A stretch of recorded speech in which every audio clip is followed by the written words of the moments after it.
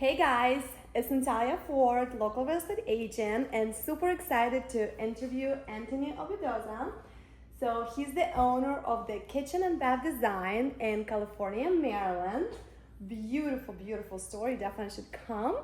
So Anthony, thank you so much for this interview. Oh yeah, pleasure is mine, Natalia. Thanks for having me. So I have some questions for you. You ready? Yeah. Okay, let's rock and roll. What inspired you to start your kitchen design business?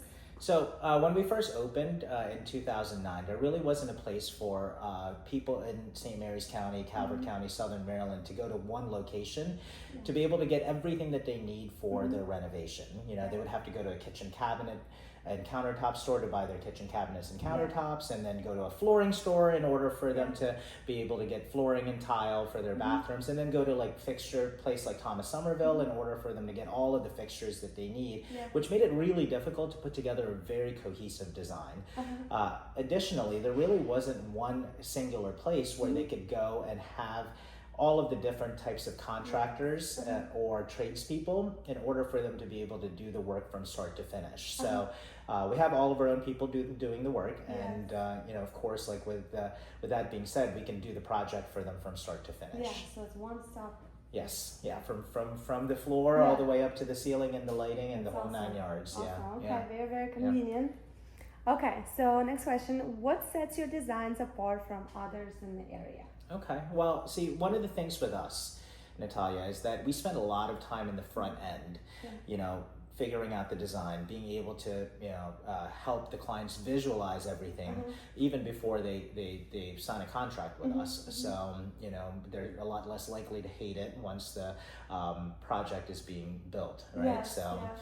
Additionally, like we also spend a lot of time developing a scope of work so that our clients understand what it is that they're getting, you know, as far as labor is concerned, before, you know, we even start work, because we've worked with other clients in the past where they've hired other contractors, and they're like, okay, well, I thought this was included in your quote, but it really wasn't, and they had to do change orders, and which we don't like to do, or they just, if it wasn't in their budget, then they just forego that thing that they actually really wanted inside of the space. I think it's great, because when it's like on the middle, it's like they're dissatisfied or not happy, so it's so good that you spend this time up front, you know, explaining, so you have so much more communication with them. So, we're also very systems and process oriented.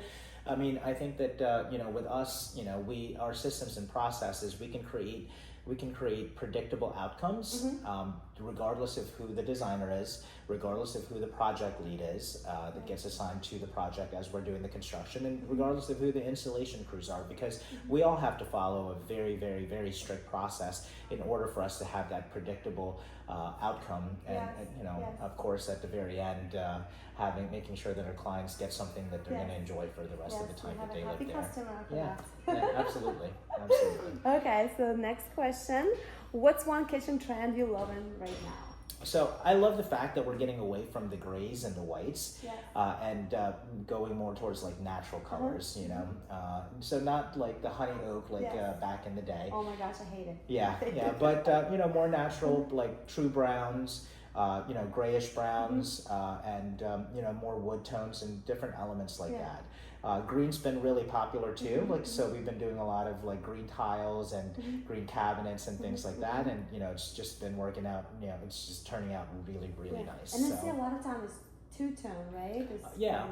So like they have a pop of color, like you know, like the green, or even like with the natural tones, and I love it. Okay, so next question. What's the biggest challenge you face running your business locally? Well, really, the biggest thing is probably trying to find people, like craftsmen, right, that are really good at their job. Unfortunately, the way that society has been right now, everybody wants to be like a doctor, engineer, or you know, things like that, because that's the way our society is telling us. Like, okay, well, be an Instagram or you know, Facebook influencer, right? Get the money really quick. When it's so hard to find people that actually want to work with their hands and can build something that you know, looks really nice for people, you know. And you know, a lot of people don't realize that there's a lot of that you could build a really successful career being in the trades and being a craftsman and being able to lay tile or do backsplashes and do install kitchen cabinets and things like that. Yeah. So, but just trying to find really qualified and really good people, and everybody's got to start from somewhere. So when you learn at a young age and kind of grow up in the business, just being able to have that skill, for long term. Yeah, my daughter just told me yesterday she wants to learn construction.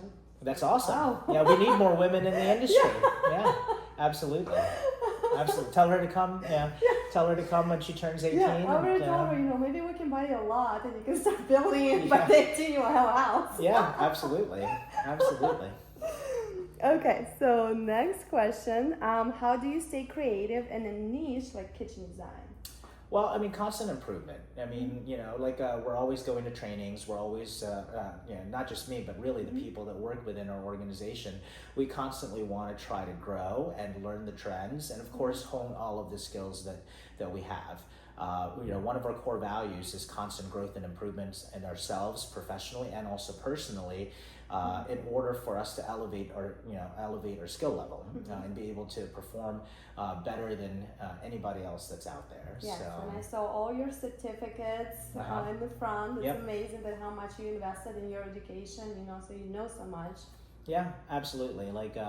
I'm the only certified living in place professional in Southern Maryland, and with all of the different certifications, different awards that we've gotten, we earned all of that. So through all of the hard work and through just the time that we've spent in order for even our guys, like they get recertified in certain things every 2 or 3 years, just so that they can stay up to date with the technology, especially with how things are moving nowadays. I mean, everything's moving so fast and so quick that if you try to apply things from 5 years ago or even a year ago, it's not really as relevant now than it was even a year ago. It's crazy how fast everything is moving. Yeah.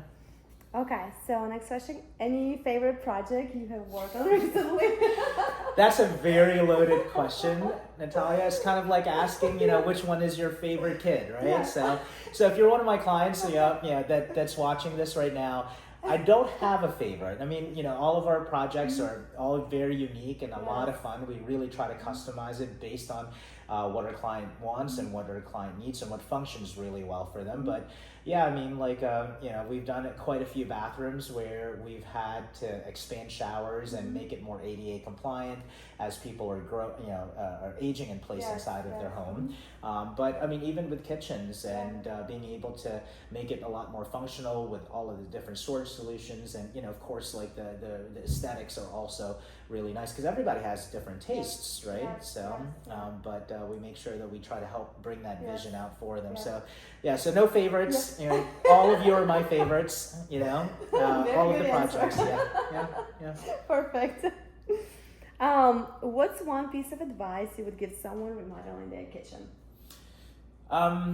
Probably it would be to hire a contractor that will actually spend the time on the front end, making sure that you fully understand all of the materials that you're getting, understanding the scope of work, doing the design for you, just so that you can have a really clear understanding of what you're actually going to get. Of course, that's the first thing. Second thing is make sure that you're hiring somebody that has a really good reputation. It's kind of like when you go out to a restaurant, right?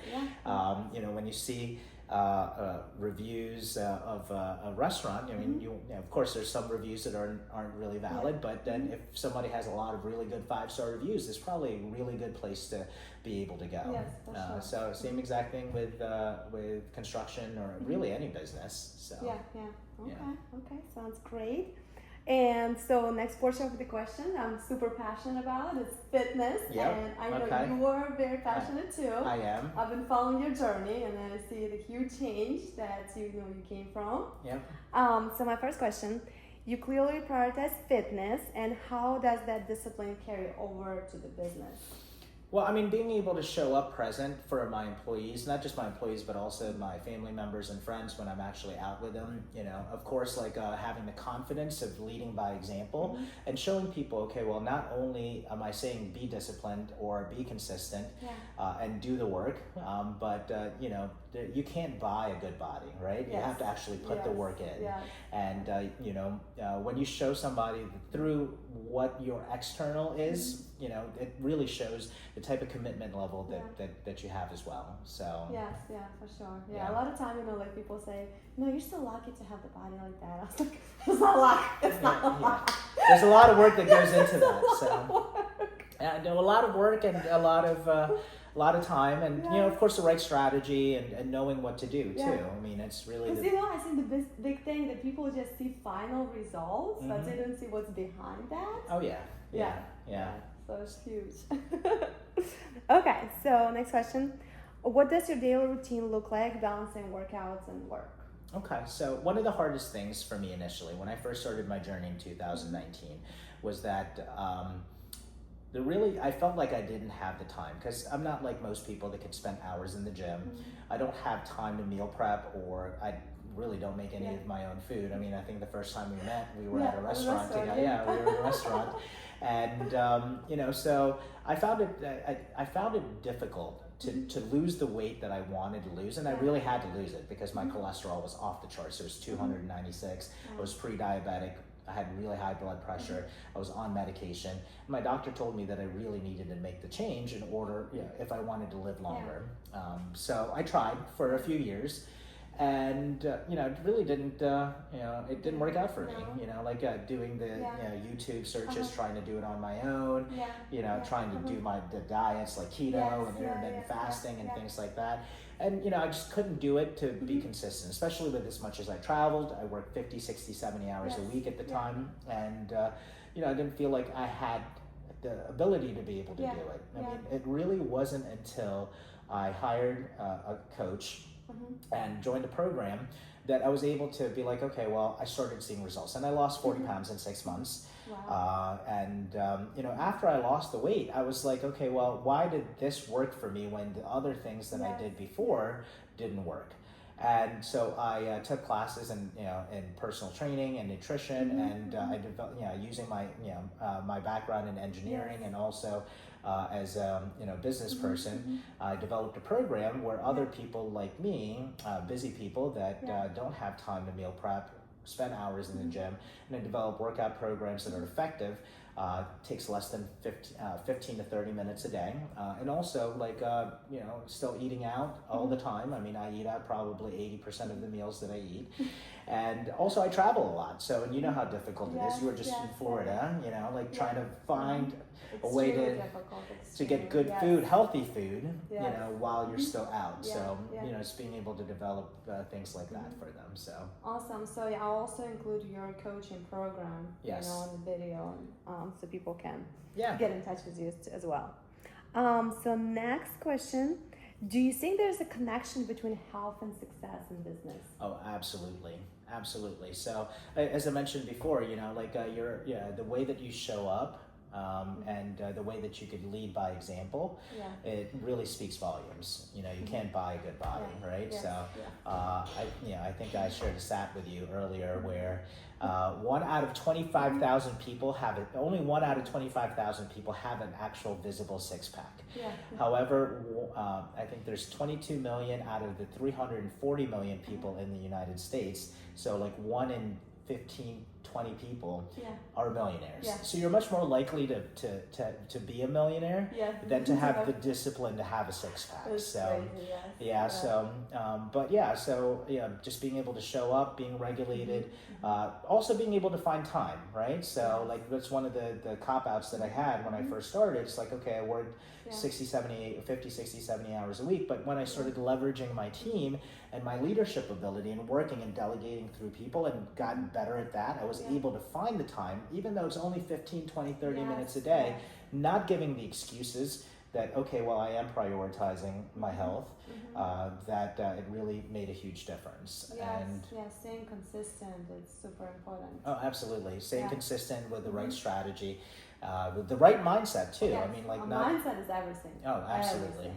You know, there's days that I don't want to get up and do my workout, but then it's a commitment. It's a standard that I kind of set for myself. And I find that people who prioritize certain things like their fitness have specific standards that they're not going to, no matter what, right? Yeah. They're always going to create that habit, and they're always going to be able to do the things that they say that they're going to do. They're going to follow through, right? You can't buy a good body. Yeah, exactly. I think like in the beginning, it's like you have to push yourself, but it's not.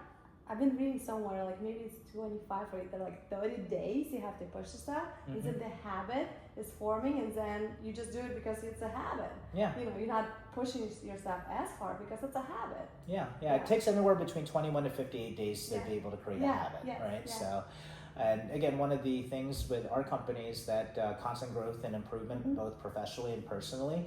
You know, of course, in our systems, our processes, but also in ourselves. Because in order for us to be able to be pillars in the community, you know, leaders in the community, we also have to be able to show that, you know, we walk the talk, right? Yes. So, That's great, really great. Okay, so next one, favorite workout or go to gym? So when I first started in my fitness journey, like I did not want to go to the gym, right? So especially since my coach was online, wouldn't come out with me. So I worked out from home. So I had a set of dumbbells. Like I really enjoy working chest, shoulders, and core. So those were my three go-tos. I also like working biceps, but you know, so dumbbell workouts are good. But going to the gym, you know, being able to use the cable machines and you know, of course, the dumbbells there are nice too. And so yeah, different workouts depending on you know, what I wanted to target that day. I actually really enjoy leg day too. I know that most guys don't, but you know, great way to lose a lot of weight really quickly, and it also helps promote muscle growth, not just in your lower body, but also in your upper body as well. Yeah. I think with technology you can work out anywhere. Oh, really. Absolutely. Yeah. Absolutely. Okay, so my last question is, how can the community support local business like yours? Okay, well, for those that are patrons of ours, of course, writing a review and letting other people know about your experience with us is a great way to be able to do that. That's, you know, that's number one. Number two is like, especially for any local business like yours, even, you know, just being able to comment, like, share. You know, content that is in social media makes a huge difference, you know, because the more engagement that we get, then the algorithm pushes it to other people that might need what our services are. So, but yeah, I mean, you know, the nice thing that a lot of people love about buying local and buying from a company like ours is that everybody that works here also live within the community. So they get to support the local community and the families that rely on the income that they make from working with our company to be able to live and survive. Yes, for sure. I think it's very important. So definitely, let's support local business. Let's support Anthony. Have amazing kitchen bath design. Yes. Thank you so much for this interview. Oh, pleasure. The pleasure is mine.